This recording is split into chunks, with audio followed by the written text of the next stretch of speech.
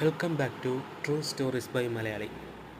അപ്പോൾ ഇന്ന് ഞാൻ പറയാൻ പോകുന്നത് ഒരു നെഗറ്റീവ് ഇമ്പാക്റ്റ് എങ്ങനെയാണ് വലിയൊരു വിജയം തന്നത് എന്നാണ്.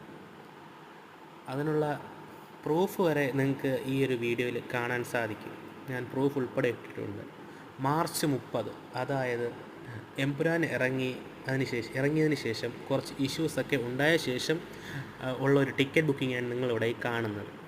ഓക്കെ, അപ്പോൾ ഒരു പ്രമുഖ പാർട്ടി ഒക്കെ ഉണ്ടായ ഒരു പ്രശ്നത്തെ തുടർന്നുണ്ടായ മാനഹാനി അവർ പുറത്ത് പറഞ്ഞതിന് ശേഷം വന്ന ബുക്കിംഗാണ് നിങ്ങളിവിടെ കാണുന്നത്.